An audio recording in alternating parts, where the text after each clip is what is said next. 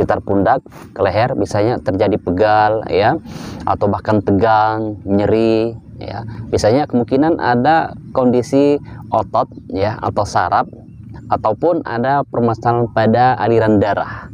Ini biasa beberapa faktor penyebab ya, menyebabkan dari leher itu terasa nyeri.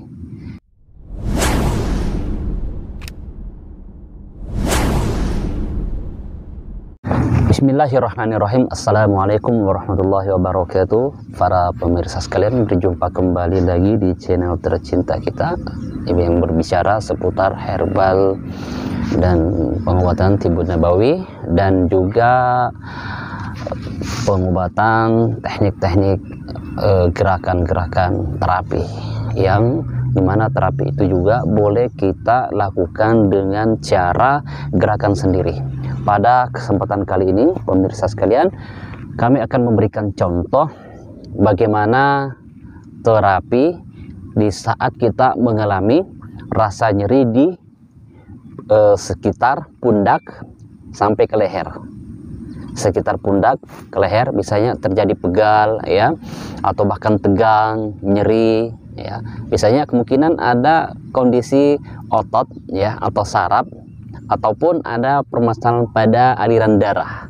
Ini biasa beberapa faktor penyebab ya, menyebabkan dari leher itu terasa nyeri.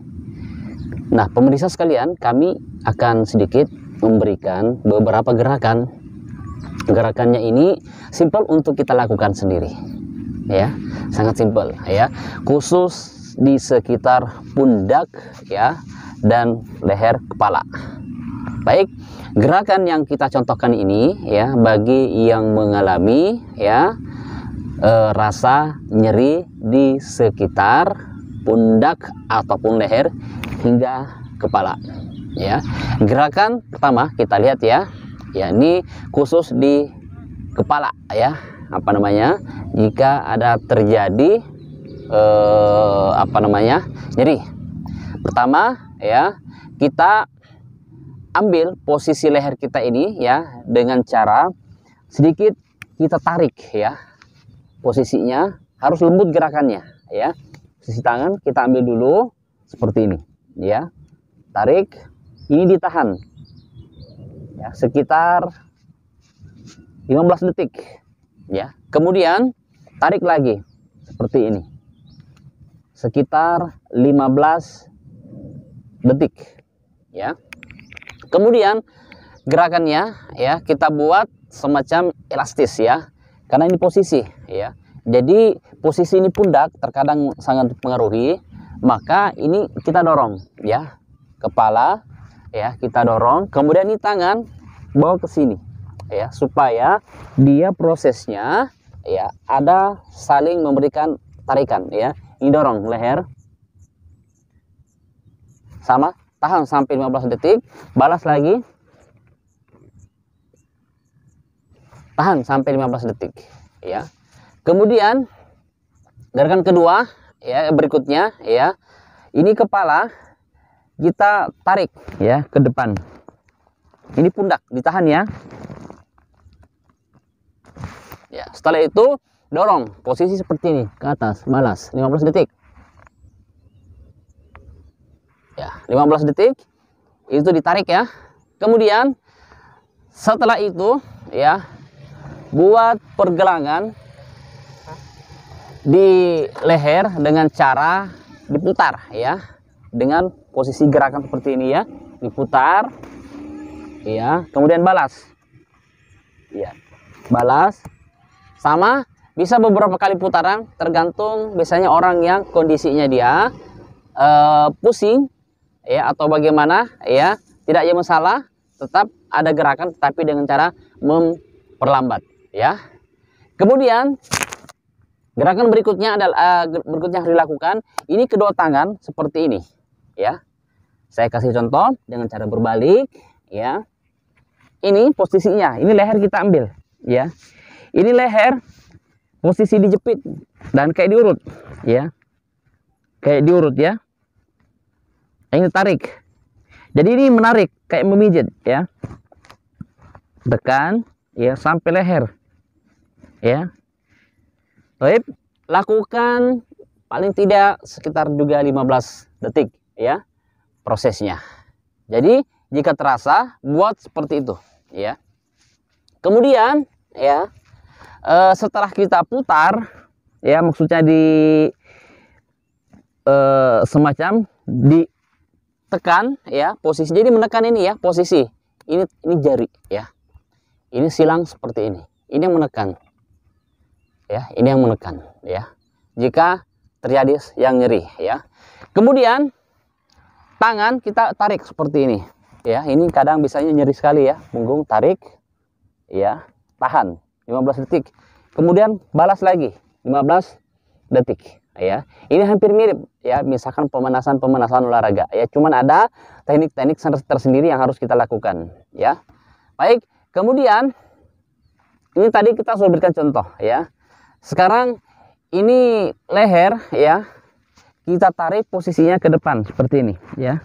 Karena terkadang leher antara servikal ya dan torak lumbar di belakang itu dia berkaitan ya. Jadi kita ambil dalam posisi seperti ini ya. Ya, posisi seperti ini. Ini kita tarik ya. Ini leher tarik ke depan seperti ini ya. Ditahan sampai 15 detik ya. Ditahan sampai 15 detik ya. Karena ini posisinya dia menarik antara sistem tulang bantalan belakang dari lumbar torak sampai ke servikal. Itu asalnya menyebabkan beberapa kondisi saraf itu bermasalah. Itu jalur jaringannya ya, jalurnya dari torak, lumbar hingga ke daerah servikal ya. Jadi harus benar-benar kita perhatikan ya. Kemudian ya, untuk kepala ya, asalnya kita buat pemijatan yang biasa ya. Pemijatan biasa ya, dengan cara ya menekan kepala ya. Kalau kepala yang ditekan, ini prosesnya sama seperti tadi ya, dari depan ini ya. Jika terjadi pening ya, seperti ini prosesnya ya. Itu diurut ya, ditekan seperti ini, diambil ya, kiri kanan ya, sampai ke belakang ya, supaya sistem saraf dan sistem aliran darah setidaknya ada perenggangan ya pada saat kita buat gerakan itu ya. Ini teknik ya, kalau misalkan leher itu terasa sakit ya, gerakan yang sekilas insya Allah bisa memberikan ya sedikit perenggangan. Kemudian setelah itu ya, ingin menambah, maka ambilkan ya daun batang sereh, kemudian kencur ya. Batang sereh dan kencur ini ditumbuk halus, jadikan satu ya.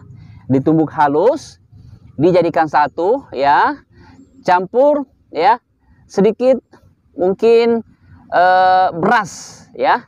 Beras biasa diambil secukupnya, mungkin 1 genggam, rendam dulu di air ya beberapa lama, 15 detik. Setelah itu tumbuk halus ya, tumbuk halus, kemudian campurkan serai dan kencur itu, aduk jadi satu ya. Setelah diaduk ya jadi satu ya, kemudian balur ke leher yang bermasalah ya, seperti kita memberikan semacam bedak ya, bedak ya. Jadi ini dibalur dari leher ke pundak. Kenapa harus seperti itu? Karena serai termasuk kencur ya, ini berfungsi untuk memperbaiki sistem saraf dan otot ya, sehingga bisa meresap ke bawah ya, bisa meresap maksudnya ke dalam ya, dari sistem saraf yang bermasalah apakah di pundak ataupun di leher ya.